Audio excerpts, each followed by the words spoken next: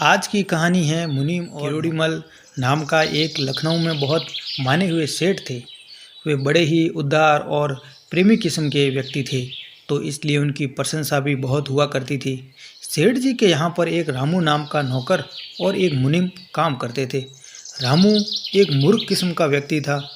उसे सेठ जी हर बात बात पर झड़क दिया करते थे और इसके विपरीत एक मुनीम थे, उनसे वे बड़े प्यार से रखते थे और उनका काफ़ी सम्मान भी करते थे। मुनीम काफ़ी बुद्धिमान था और सेठ जी को व्यापार में पूरा सहयोग देता था। एक दिन की बात है कि रामू सुबह सुबह सेठ जी को चाय देने के लिए गया, तो उस समय सेठ जी काफ़ी खुश दिखाई दे रहे थे। चाय पीने के बाद उन्होंने रामू से पाँव दबाने के लिए कहा। सेठ जी को इतना खुश देखकर रामू ने बातों बातों में सेठ जी से पूछ लिया कि मालिक, आप मुनीम को तो 700 रुपये वेतन देते हैं और मुझे सिर्फ 200 रुपये, ऐसा क्यों? तो सेठ जी बोलते हैं कि तुम कहना क्या चाहते हो? तो रामू ने कहा कि मालिक, आप मुझे कम वेतन देते हैं, जबकि मैं तो दिन रात आपका काम करता हूँ, और उस मुनीम को जो कुछ ही देर तक कलम घिसकर चला जाता है और आप उसे ज़्यादा वेतन देते हैं, आप मुझे भी उसके बराबर वेतन क्यों नहीं देते?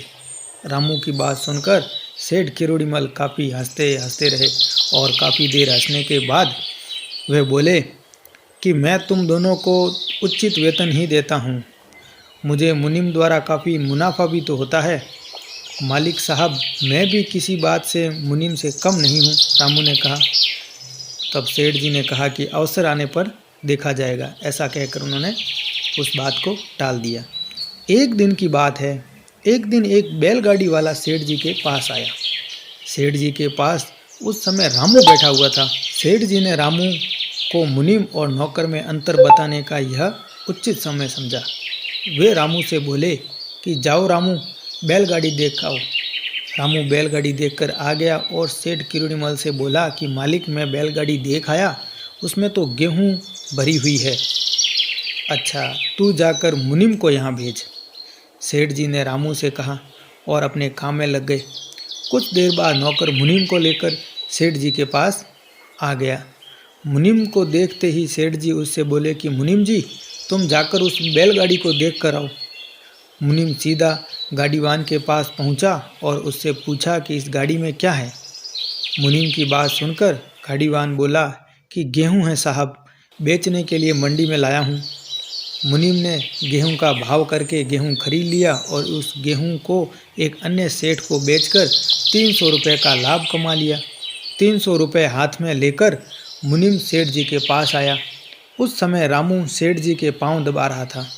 मुनीम जी सेठ जी से बोला कि मालिक, मैं गाड़ी देखकर आया, उसमें गेहूं था और मैंने सेठ हीरामल को उसका सौदा कर दिया और यह लो 300 रुपये आपके बने हैं। मुनीम से 300 रुपये लेकर सेठ जी रामू से बोले कि रामू देखो, मुनीम और नौकर में क्या अंतर होता है। मैंने तुम दोनों को ही बैलगाड़ी देखने के लिए भेजा, एक जैसा काम तुम दोनों को दिया, तुम खाली हाथ वापस लौट आए, लेकिन मुनीम जी 300 रुपये लेकर आए हैं। तो कहो, अब तुम मुनीम और अपने वेतन के बारे में क्या बात कहना चाहते हो?